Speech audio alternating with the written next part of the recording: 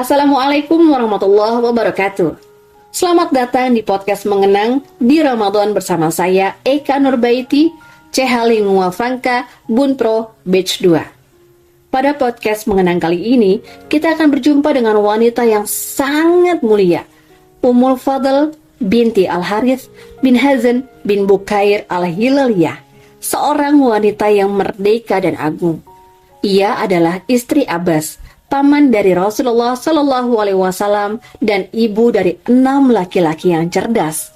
Nama aslinya adalah Lubabah. Ia adalah saudara perempuan Ummul Mukminin Maimunah binti Al-Harith, sekaligus bibi dari Khalid bin Walid dan saudara kandung dari Asma binti Umais. Mari kita simak perjalanan hidupnya yang harum semerbak dengan sepenuh hati. Keistimewaan Ummu Fadl. Sebelum membuka lembaran-lembaran dan membaca catatan hidup Ummu Fadl radhiyallahu an, kita akan mencermati sejenak latar belakang dan lingkungan keluarganya yang diliputi oleh kemuliaan dan kehormatan.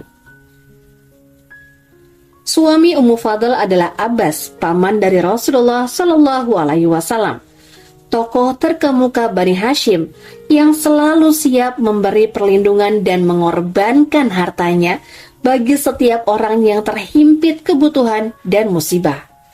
Ia senang memberi pakaian kepada orang miskin yang nyaris tidak memiliki baju dan memberi makan orang yang kelaparan. Putranya adalah Habrul Ummah, ulama terbesar umat ini, dan turjumaan Al-Quran, ahli tafsir Al-Quran, dan Ibnu Abbas radhiyallahu an. Selain Abdullah, Ummu Fadl juga dikaruniai beberapa putra dari pernikahannya dengan Abbas, yaitu Al-Fadl. Nama inilah yang selalu disertakan dalam panggilannya: Ubaidillah, Qutsam, Ma'bad, Abdurrahman, dan Ummu Habibah. Ubaidullah bin Yazid Al-Hilali menyebut kemuliaan Ummu Fadl dalam puisinya. Tidak ada wanita terhormat yang melahirkan orang-orang besar sejauh pengetahuanku, baik di gunung maupun di kota, seperti 6 orang yang terlahir dari rahim Ummu Fadl, menjadi kebanggaan setiap orang dan orang tuanya.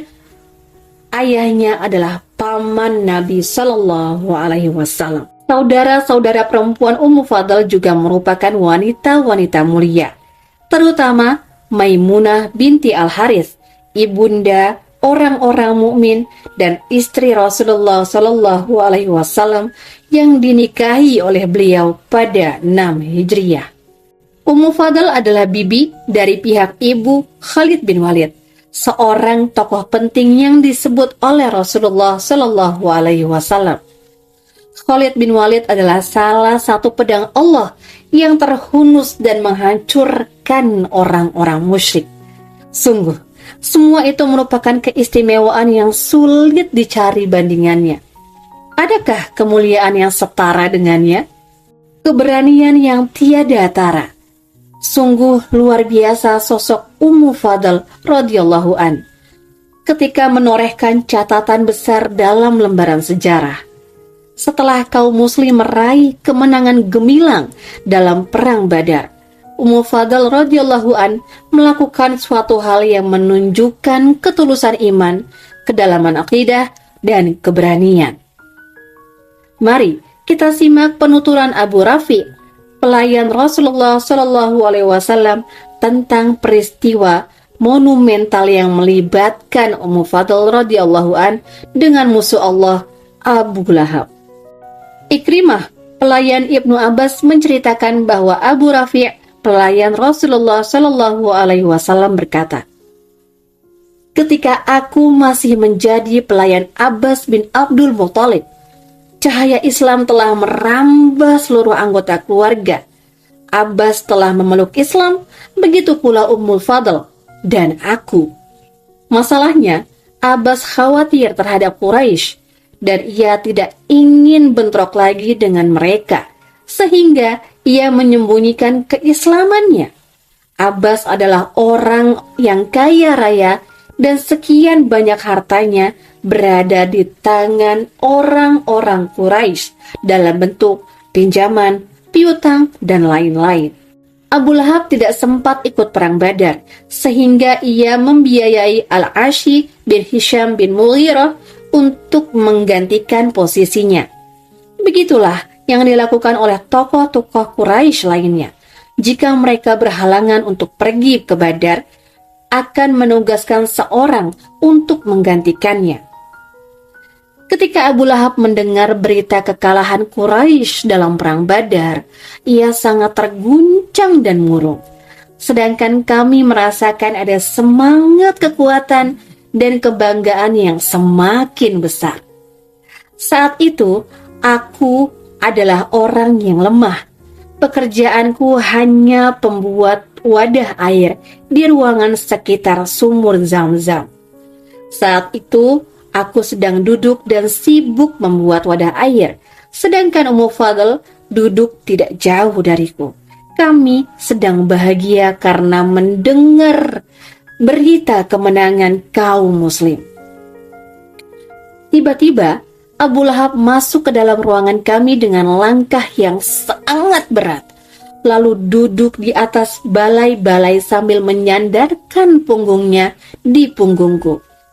Ketika ia sedang duduk seperti itu, tiba-tiba orang-orang berteriak, Abu Sufyan bin Al-Harits bin Abdul Muthalib datang. Menurut Ibnu Hisham, nama asli Abu Sufyan adalah Al-Mughirah. Abu Lahab lalu berkata, kemarilah, engkau pasti membawa berita yang lebih jelas. Setelah Abu Sufyan duduk di sampingnya, sedangkan orang-orang berdiri di sekelilingnya, Abu Lahab mulai bertanya, wahai keponakanku, ceritakan kepada aku bagaimana keadaan teman-teman kita di Badar. Abu Sufyan menjawab, demi Allah, ketika kami mulai bentrok dengan musuh kami seakan-akan menyodorkan leher-leher kami untuk mereka tebas dan menawan kami sesuka hati. Demi Allah, sebenarnya aku tidak kecewa dengan kekuatan pasukan kita karena ada pemandangan yang mengejutkan. Kami berhadapan dengan pasukan yang semuanya berbaju putih dan menunggang kuda yang gagah. Mereka seakan-akan terbang menerjang dengan hebat, sehingga tidak mungkin ada yang dapat menahannya. Abu Rafi' melanjutkan, saat mendengar penjelasan Abu Sufyan tersebut, aku berkata, demi Allah, itu adalah malaikat. Tiba-tiba, Abu Lahab melayangkan tangannya dan menamparku keras-keras. Aku berusaha mempertahankan diri, tetapi ia malah membantingku di tanah dan menindihku sambil terus memukuliku. Akan tetapi, tanpa diduga, Ummu Fadl mengambil sebatang kayu lalu menghantam kepala Abu Lahab hingga luka cukup parah. Ummu Fadl membentak, engkau berani memukulinya saat tuannya tidak ada di sini. Tanpa banyak bicara, Abu Lahab langsung meninggalkan tempat itu dengan perasaan malu. Demi Allah, Abu Lahab hanya bertahan hidup selama 7 hari sejak kejadian itu karena Allah membuatnya menderita penyakit kulit akut yang merenggut nyawanya. Kisah Ummu Fadl di atas menunjukkan keberanian seorang wanita yang luar biasa. Ia tidak hanya memukul seorang musyrik biasa, melainkan seorang tokoh besar yang sangat disegani dan dihormati oleh semua orang Quraisy. Demikian kisah mengenang di bulan Ramadan ini. Semoga kita bisa meneladani kisah Ummu Fadl binti Al-Harits yang tidak gentar membela kebenaran. Wallahu a'lam bishawab. Wassalamualaikum warahmatullahi wabarakatuh.